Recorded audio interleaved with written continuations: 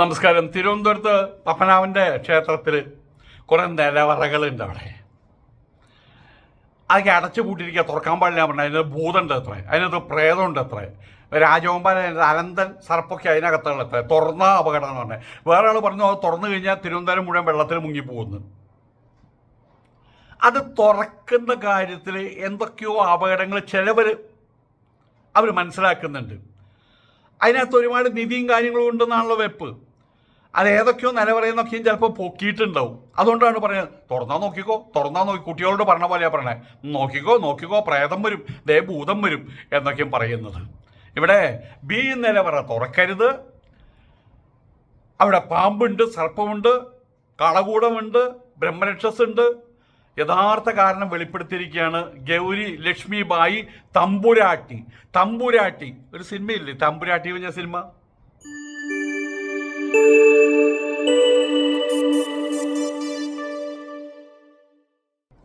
ആരാണ്ട തമ്പുരാൻ?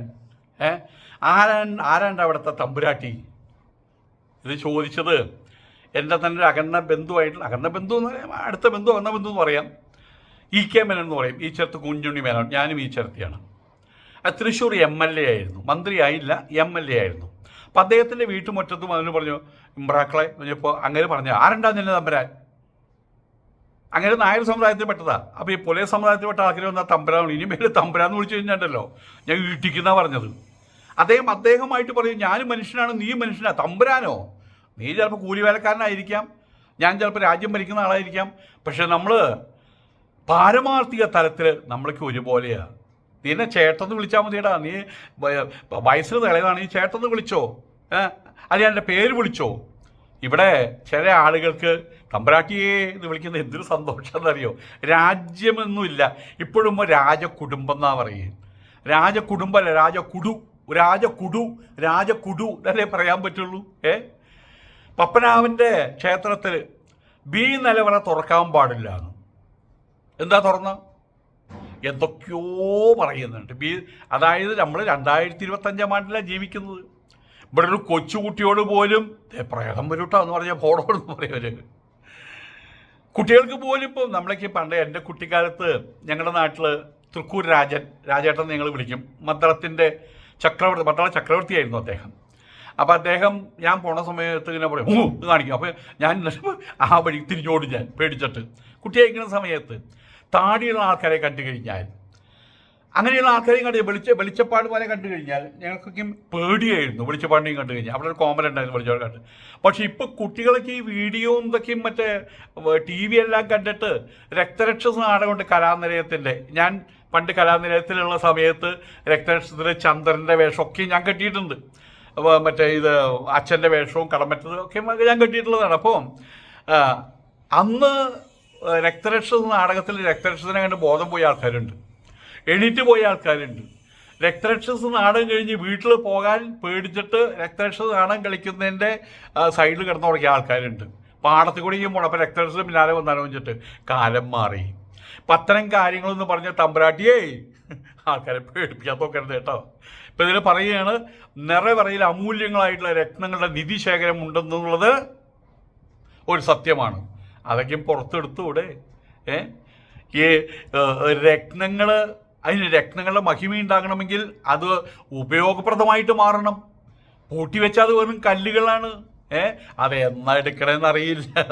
എന്തെങ്കിലും ഒരു യുദ്ധ കാര്യങ്ങളുണ്ടായി കഴിഞ്ഞാൽ അപ്പം എടുക്കും അതൊക്കെ. അപ്പോൾ അവിടെ ഘോര സർപ്പങ്ങൾ കാവൽ നിൽക്കുന്നുണ്ട് എന്നാണ് പറയുന്നത്. ആരാ പറയണത്? തമ്പുരാട്ടി രാജകുടുംബത്തിലെ മെമ്പറാണ്. ഇതിലുള്ള പിന്നിലുള്ള മറ്റുള്ള കുറേ യാഥാർത്ഥ്യങ്ങൾ അത് വ്യക്തമാക്കുകയാണ്. രാജകുടുംബാംഗം. ഏത് രാജകുടുംബം? ഒന്ന് ചോദിച്ചിട്ട് ഏത് രാജകുടുംബം? രാജ്യമല്ലെങ്കിൽ എന്ത് കോണത്തിലെ രാജാവാണ് ഇവിടെയുള്ളത്? രാജകുടുംബം. എന്നിട്ടിപ്പോൾ എനിക്ക് പറഞ്ഞുകൂടെ മൂലം തിരുനാൾ മഹാരാജാവ് ബ്രഹ്മാനന്ദ തീർത്ഥപാദർ എന്താ നിങ്ങൾക്ക് ചോദ്യം ചെയ്യാൻ പറ്റൂ? നാളെ നിങ്ങൾക്ക് പറഞ്ഞൂടെ മറ്റേ എന്താ പറയുക പൂരാടം തിരുനാൾ അബൂബക്കർ മഹാരാജ് എന്ന് പറഞ്ഞു? ആരണ്ട അവിടെ ചോദിക്കാൻ? നാട്ടുകാർ പറയില്ലേ എവിടെ രാജാവ് എവിടെ എന്ന് പറയുന്നു മാത്രമേ ഉള്ളൂ. അവരോട് മക്കട്ട് കയറാൻ നിൽക്കരുത്. നിങ്ങളൊക്കെയും പറയാം. എന്താ പേര്? സുലൈമാൻ എന്നോ? സുലൈമാൻ പറഞ്ഞോ എൻ്റെ പേര് ഉത്രാടം തിരുനാൾ. മഹാരാജ സുലൈമാൻ എന്ന് പറഞ്ഞാൽ നിങ്ങൾ ആരെന്ത് ചെയ്യും? ആരും ബഹുമാനിക്കില്ല എന്ന് മാത്രമേ ഉള്ളൂ. എങ്കിൽ പോലും ഒരു കീഴ്ശ്വാസം പോലെ ഇടയ്ക്കിടയ്ക്ക് പറഞ്ഞ് ആ ഗതകാലങ്ങൾ കഴിഞ്ഞ കാലഘട്ടത്തിലുണ്ടായ ജനങ്ങളുടെ പൈസ കൊണ്ട് കഴിഞ്ഞുകൂടി സുഖമായിട്ട് കുംഭ വീർപ്പിച്ച് നടന്നിരുന്ന ആ ഒരു കാര്യം ഓർമ്മിച്ചുകൊണ്ട് പറയുകയാണ് മഹാരാജാവ് അശ്വതി തിരുനാൾ ഗൗരി ലക്ഷ്മിയായ പറഞ്ഞിട്ടുള്ളത്. ബി നിലവറ എന്ന് എല്ലാവരും വിശേഷിപ്പിക്കുന്ന അറ എൻ്റെ അറിവിൽ ഇതുവരെ തുറന്നിട്ടില്ല. അതിൻ്റെ മുമ്പിൽ ഇരുമ്പഴിയിട്ട നീളമുള്ള വരാന്ത മുറിയുണ്ടെന്ന് കേട്ടിട്ടുണ്ട്. ആ മുറി പല പ്രാവശ്യം തുറന്നിട്ടുണ്ട്. അതിൻ്റെ ഒരു വശത്താണ് ബി കല്ലറയുടെ വാതിൽ. പ്രചരിക്കുന്നത് പോലെ ആ വാതിലിന് വലിയ വലിപ്പമോ സർപ്പങ്ങളുടെ രൂപങ്ങളൊന്നുമില്ല. 2011 കൃഷ്ണവിലാസൻ കൊട്ടാരത്തിൽ വെച്ച് അഷ്ടമംഗല പ്രശ്നം നടത്തിയ സമയത്ത് അവിടെ ദേവന്മാരായിട്ട് നേരിട്ട് സംസാരിക്കുന്ന ആൾക്കാരാണ്. ഹോട്ട് കോളാണ്. നമ്മളിവിടുത്തെ നമ്മുടെ പ്രധാനമന്ത്രി നരേന്ദ്രമോദി, അപ്പുറത്ത് മറ്റെന്തായാലും പറയാൻ UAE പ്രസിഡന്റിനെ വിളിക്കുമ്പോൾ ഹോട്ട് കോളിലാണ് വിളിക്കുക. ഹോട്ട് കോൾ എന്നാണ് പറയുക. അണ്ട് അവർക്ക് ഇങ്ങനെ ഇത് കറക്കി ഇതൊക്കെയും വെച്ച് കാത്തിരിക്കേണ്ട ആവശ്യമൊന്നുമില്ല. ഇവിടുന്ന് ഫോൺ എടുത്ത് അവിടെയാണ് കിട്ടുക. അതിനാണ് ഹോട്ട് കോൾ എന്ന് പറയുക. അങ്ങനെ കുറേ ദേവജ്ഞന്മാരുണ്ട്. ഈ കബഡിക്കാരാണ് ഇവരുടെ കബഡി എന്നിട്ട് ദേവന്റെ ഇംഗിതം പറയുന്ന ആൾക്കാരാണ് ദേവജ്ഞന്മാർ. അപ്പം അയാൾ പറഞ്ഞിട്ടുണ്ട് ബി കല്ലറ തുറക്കാൻ പാടില്ല, അവിടെ മുനിമാരും ദേവന്മാരും ശ്രീപത്മാവിനെ ധ്യാനിക്കുന്നുവെന്ന്. അടച്ച് പൂട്ടിയിട്ട മുറിയിൽ ഏത് മുനിമാരാണ്ടോ ഒരു 15 മിനിറ്റ് ഇരിക്കുക, ചത്തുപോവില്ലേ? മോക്കൊന്ന് പൊത്തി കേട്ടോ, പറ്റുന്നില്ല. നിങ്ങളൊന്ന് മൂക്ക് പൊത്തിരി നോക്കി കുറച്ച്. എന്നിട്ട് അവിടെ മുനിമാരും ദേവന്മാരും ശ്രീപത്മാവിനെ ധ്യാനിക്കുന്ന സ്ഥലമാണ്. വിശ്വസിച്ച ഭൂഗർഭമായി സ്ഥാപിച്ചിട്ടുള്ള ശ്രീചക്രത്തിന്റെ ശക്തിപ്രവാഹം ഇങ്ങനെ വന്നുകൊണ്ടിരിക്കുകയാണ്. മൂലബിംബത്തെ അത് ഘടിപ്പിച്ചിട്ടുണ്ട്. അതിന് ഭംഗം വന്നു കഴിഞ്ഞാൽ പോച്ച്. തിരുവനന്തപുരം മൊത്തം പോച്ച്. എന്തര് തിരുവനന്തപുരം മൊത്തം പോച്ച്. അതിന് പുനഃസ്ഥാപിക്കാൻ കഴിയില്ല. അതിന് കഴിവോ പ്രാപ്തിയുള്ള കർമ്മിമാരൊന്നുമില്ല.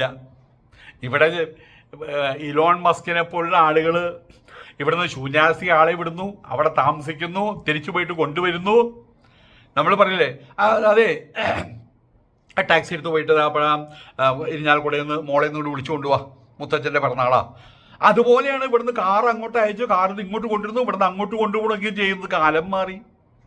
ചൊവ്വയിൽ പോയിട്ട് താമസിക്കാനുള്ള പരിപാടി ഇലോൺ മസ്ക് നടത്തിക്കൊണ്ടിരിക്കുന്നത്. ഞാൻ അപ്ലൈ ചെയ്തതാ. അപ്പോൾ അയാൾ പറഞ്ഞു താൻ ചാവാറായില്ലോ എന്ന് പറഞ്ഞു ഇലോൺ മസ്ക്. എനിക്ക് വന്ന ദേഷ്യം, ചൊവ്വയിൽ പോയിട്ട് ചത്തു കഴിഞ്ഞാൽ നമുക്ക് കുറച്ച് പെരുമ ഉണ്ടാവില്ലേ? അതായത് സമ്മതിച്ചില്ല. ഞാൻ അപ്ലിക്കേഷൻ അയച്ചതാ. അയാൾ മറുപടിയാണ് അയച്ച മറുപടിയാണ് താൻ ചാവാറായാലോ, അവിടെ കിടന്ന് ചാവാൻ നോക്കുന്നത്. അപ്പം ഏതായാലും ചൊവ്വയിൽ പോലും സിറ്റി ഉണ്ടാക്കാൻ പോവുക. ആ സമയത്താണ് പറഞ്ഞത് മൂലബിംബത്തിൽ ശക്തിപ്രവാഹം ഘടിപ്പിച്ചിട്ടുണ്ട്. അതാണ് ഇപ്പോൾ കേരളത്തിൽ കണ്ടുകൊണ്ടിരിക്കുന്നത്, ശക്തിപ്രവാഹം കണ്ടുകൊണ്ടിരിക്കുന്നത്. അതിന് ഭംഗം വന്നാൽ പുനഃസ്ഥാപിക്കാൻ കഴിയില്ല. അതിന് കഴിവോ പ്രാപ്തിയുള്ള ആൾക്കാരില്ല. അയ്യോ വേറെ കൂടിയുണ്ട്, യക്ഷിയമ്മയുണ്ടെന്ന് പറഞ്ഞ അവിടെ. യക്ഷിയമ്മ അവിടെ തപസ്സിരിക്കുന്നു എന്നാണ് പറയണത്.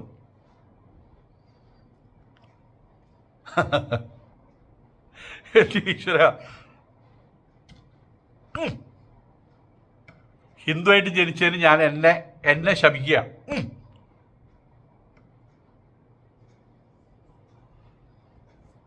യക്ഷിയമ്മയുണ്ടെന്ന് അവിടെ ആരും കയറി ചെന്ന് വന്ന് കയറി പിടിക്കുന്ന പറയുന്നു യക്ഷിയമ്മ. അപ്പോൾ അവിടെ തപസ്സിരിക്കുന്നുണ്ട്, യക്ഷിയമ്മ തപസ്സിരിക്കുന്നുണ്ട് അത്രേ. ഏറ്റവും ശക്തമായ മറ്റൊന്ന് തെക്കേടത്ത് നരസിംഹസ്വാമിയുടെ സാന്നിധ്യമാണ്. നരസിംഹമുണ്ട്, പകുതി മനുഷ്യനും പകുതി സിംഹമായിട്ടുള്ള നരസിംഹമുണ്ട്. ആ കാരണം കൊണ്ടൊക്കെയാണ് ബി കല്ലറ തുറക്കാൻ പാടില്ല എന്ന് ഇങ്ങനെ പറയണത്. ഗോപൻ സ്വാമിൻ്റെ മറ്റേ ഇയാള് കോണത്തപ്പൻ സ്വാമി, സമാധി കോമാളി, അയാളുടെ സമാധി പൊളിച്ചു കഴിഞ്ഞാൽ എന്തൊക്കെയാ പറഞ്ഞേ? ആകാശം ഇടിഞ്ഞു വീഴുന്നു പറഞ്ഞില്ലേ, പേമാരി ഉണ്ടാവും എന്ന് പറഞ്ഞില്ലേ, തീമഴ പെയ്യുന്നു പറഞ്ഞില്ലേ. ആ ഒരു ഇങ്ങനെ ഡെപ്യൂട്ടി കളക്ടറുണ്ട് മിട്ടുമിട്ടുക്കൻ, അയാൾ പോയിട്ട് പൊളിക്കാൻ പറഞ്ഞു. അതെന്നെ കേസ് ഇത് പോയിട്ട് ഇത് പൊളിച്ചാൽ ഒന്നും സംഭവിക്കില്ല. ഞാൻ പൊളിക്കാലോ, അതിനൊരു ചുറ്റിക മാത്രം മതി. ഒരു കൂടം കൊണ്ട് 10 അടി അടിച്ചാൽ പൊളിയാത്തൊരു ഉരുക്ക് ചുമരുമില്ല, ഒന്നുമില്ല. ഇപ്പം കണ്ടില്ലേ മറ്റേ യുദ്ധം നടക്കുന്ന സ്ഥലത്ത് കണ്ടില്ലേ, കൊണ്ട് ബോംബിട്ട് കഴിഞ്ഞാൽ ഇതൊക്കെയും ഇവരോടൊന്ന് പറഞ്ഞ് പരത്തുകയാണ്. ഇതൊക്കെ ഇത് തുറന്നു കൊടുത്തു കഴിഞ്ഞാൽ ഇപ്പം ആളുകൾ പറയുന്നത് കൊട്ടാരം വക മുക്കിയതും അതൊക്കെ വെളിച്ചത്ത് വരും. അതാണ് കേസ്. അതോട് പറയണം അവിടേക്ക് പോകരുത്, അവിടെ പോയാൽ ഭൂതമുണ്ട് പ്രേതമുണ്ട് യക്ഷിയുണ്ടെന്നൊക്കെ പറയാനുള്ള കാരണം ഇതാണ്. ഞാൻ ചോദിച്ചാൽ ഈ സാധനം ഏത് യുഗത്തിലാണ് ജീവിക്കുന്നത്? ഈ തമ്പ്രാട്ടി കൊച്ചമ്മ രാജകുടുംബം വേഷവും ഇപ്പം അതുപോലെ ഇപ്പോഴും വേഷം അതുപോലെ സാരിയും വല്ല ചുരിദാറൊക്കെയും ധരിച്ച് നടക്കേണ്ട കാര്യം. പക്ഷെ ഇപ്പോഴും ആ വേഷമൊക്കെ ആ ഒരു ഭാവത്തിലാണ് പോക്ക് ഇപ്പോഴും. അത് തിരുവനന്തപുരത്തൊക്കെ ആൾക്കാർക്കൊക്കെ അത് അംഗീകരിക്കാൻ വലിയ ഇഷ്ടമാണ് കേട്ടോ. ഇവരൊക്കെ ഏത് യുഗത്തിലാണ് ജീവിക്കുന്നത്? ആരെയാണ് ഇവരിതൊക്കെ പറഞ്ഞ് പറ്റിക്കാൻ നോക്കുന്നത് വാസ്തവത്തിൽ? എല്ലാ വിധത്തിലുള്ള ദൈവങ്ങളും അവിടെ ഉണ്ടല്ലോ. എല്ലാ ദൈവങ്ങളും അവിടെ ഉണ്ട്. അപ്പോൾ അവിടെ ശരിക്കും സംസ്ഥാന സമ്മേളനമാണോ അല്ല രാജ്യാന്തര സമ്മേളനമാണോ ദൈവങ്ങളുടെ? ഇതൊക്കെ നമ്മൾ കാര്യം മനസ്സിലാക്കണം. ഈ രാജകുടുംബം, എല്ലാ രാജകുടുംബങ്ങളും ദൈവതത്വമായിട്ടുള്ള രാജകുടുംബവും ഇല്ല. 10,000 ഒരു എന്താ പറയുക 10 ലക്ഷം വർഷം മുമ്പ് രാജകുടുംബം ഉണ്ടായിരുന്നു. നിയാൻഡർതാൽ മനുഷ്യന്മാരെല്ലാം ഉണ്ടായിരുന്നത്. അതിൽ ശക്തി പ്രാപിച്ചവൻ, കൂടുതൽ ശക്തിയുള്ളവൻ ശക്തി കുറഞ്ഞവരെ അടിച്ച് ഇവരെ അടിമകളാക്കി അവൻ രാജാവാക്കിയതൊക്കെയല്ല. ഇതല്ലേ തിരുവാങ്കൂറിൽ സംഭവിച്ചിട്ടുള്ളത്. തിരുവാങ്കൂറിൻ്റെ പഴയ ചരിത്രം എടുത്തു നോക്ക്. അവിടെ രാജാവുണ്ടായിരുന്നില്ലല്ലോ. പിന്നീട് പതുക്കെ ഉദയം ചെയ്ത് അതൊക്കെ അടിച്ചമർത്തലിൻ്റെ ഭാവമാണ്. പാവങ്ങളെ പിഴിഞ്ഞുണ്ടാക്കുന്നതിൻ്റെ ഭാവമാണത് വാസ്തവത്തിൽ. ഇതൊക്കെ ശരിക്കും പറയാം ഈ തമ്പുരാട്ടി എന്നുള്ളൊരു വേറൊരു വർഷനുണ്ട്, കാക്ക തമ്പുരാട്ടി. അത് മാത്രമേ ഇപ്പോൾ ഉള്ളൂ. ഇപ്പോഴും നമ്മൾ കാക്ക തമ്പുരാട്ടി എന്ന് പറയും, കേട്ടില്ലേ? കാക്ക തമ്പുരാട്ടി കറുത്ത മണവാട്ടി കൂടെ, ആ തമ്പുരാട്ടി മാത്രമേ ഉള്ളൂ. പക്ഷെ ഇതൊക്കെയാണ് ചില ആളുകൾക്ക് ഈ ചിഹ്നൻ്റെ പിടിപെടുന്ന് പറയും. ചിഹ്നൻ്റെ പിടിപെട്ട് കഴിഞ്ഞാൽ പ്രോബ്ലം എന്താണെന്ന് അറിയാമോ? എൻ്റെ ഉപ്പയ്ക്ക് രാണി ഉണ്ടായിരുന്നു, കേട്ടിട്ടില്ലേ? വൈക്കം മുഹമ്മദ് എഴുതിയത് പറഞ്ഞ പോലെ ഇതിങ്ങനെ പറഞ്ഞുകൊണ്ടിരിക്കും. എൻ്റെ അച്ഛൻ്റെ അച്ഛൻ, ഈ പറയുന്ന ആൾക്ക് 90 വയസ്സായി ഉണ്ടാവും, അതിൻ്റെ അച്ഛൻ്റെ അച്ഛൻ രാജാവിൻ്റെ നിന്ന് വള വാങ്ങിച്ചിട്ടുള്ളതാണ്. ഞങ്ങൾക്കവിടെ കുതിരയുണ്ടായിരുന്നു.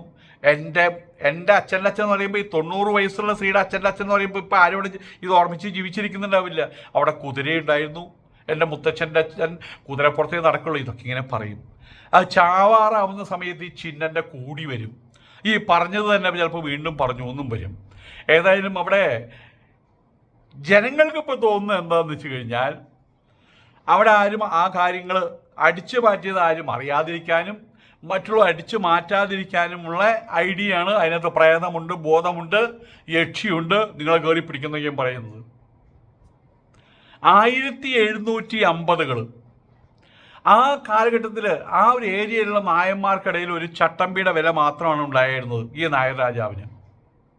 പിന്നീടാണ് മറ്റുള്ളവരെ മുഴുവൻ തൻ്റെ എതിരാളികളുമായി അടിച്ചമർത്തി അവരെ കൊന്ന് പിന്നെ രാജാവായിട്ട് സ്വയം അവരോധിതനാകുകയാണ് ചെയ്യുന്നത്. പിന്നെ മാത്രമല്ല തൃപ്പടിദാനം നടത്തി, അതുപോലെ തന്നെ ഹിരണ്യഗർഭം പരിപാടി, നായർ ക്ഷത്രിയനാകുന്നത്. എന്നോടത് അതാക്കുന്ന ആളെന്നോട് പറഞ്ഞിട്ടുണ്ട്. ആദവനാട് ആഴ്വാഞ്ചേരി തമ്പ്രാക്കളാണ് അതിന് നിയുക്തനായിട്ടുള്ള ആൾ.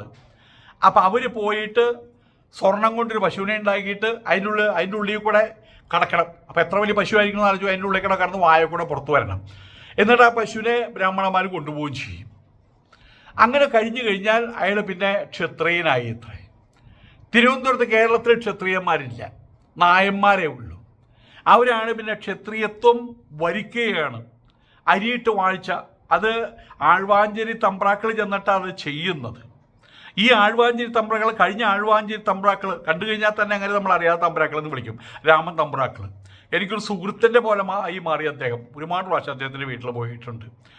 കളിയും തമാശയെല്ലാം സിനിമയെക്കുറിച്ചും അങ്ങനെ പറയും. മമ്മൂട്ടിയെ മോഹൻലാലിനെ കുറിച്ച് പോലും അങ്ങനെ അറിയാമായിരുന്നു. അപ്പം അദ്ദേഹം ഈ ചരിത്രമാണെങ്കിൽ പറഞ്ഞു നടന്നിട്ടുണ്ട്. പിന്നെ എന്തായി? പിന്നെ ക്ഷത്രിയനായി, പിന്നെ രാജാവായി, തമ്പുരാനായി, സ്വയം നിലയും വിലയും അവനവനായിട്ടുണ്ടാക്കി. അവനവനായിട്ട് ഒരു വലിയൊരു ബെഞ്ചുണ്ടായിട്ട് അതിൻ്റെ മുകളിൽ കയറിയിരുന്നു. വൈക്കോൽ തൂറിൻ്റെ മുകളിൽ കയറിയിരുന്നു വലിയ ആളെന്ന് പറയുന്ന പോലെ. പിന്നെ യുദ്ധം ചെയ്തു, കരം പിരിച്ചുണ്ടാക്കിയ സമ്പത്ത് അത് സേഫാക്കി വെക്കുകയും ചെയ്തു. പക്ഷെ അപ്പോഴേക്കും ഇവിടെ എല്ലാം തട്ടി തകർന്ന് VP നായർ വന്ന് സർദാർ വല്ലഭായ് പട്ടേലിന് ആജ്ഞപ്രകാരം വന്നു. ഈ തിരുവിതാംകൂറിനെ സ്വന്തമാക്കി മാറ്റാൻ പറ്റില്ലെന്ന് പറഞ്ഞതാണ്. ഞങ്ങളുടെ രാജ്യമെന്ന് പറഞ്ഞത്. അദ്ദേഹം എന്ത് ചെയ്തു? ഒരു പേന എടുത്ത് കാണിച്ചു. നോക്കുക, നിങ്ങൾ പറയുന്ന മറ്റേ ഈ രാജ്യം ഉണ്ടല്ലോ, നിങ്ങൾ പറയുന്ന രാജ്യം ഇത്രയും വലുതാണെങ്കിൽ അതിൽ ഈ കാണുന്നത് ഈ കുത്തു മാത്രമാണ് കേരളം. കേട്ടോ, ഈ കുത്ത് മാത്രമേ കേരളം. അത് വെച്ചുകൊണ്ടെങ്കിൽ നിങ്ങൾക്ക് എക്സിസ്റ്റ് ചെയ്യാൻ പറ്റുക. ഏതൊരു തിരിച്ചു പിടിച്ചു.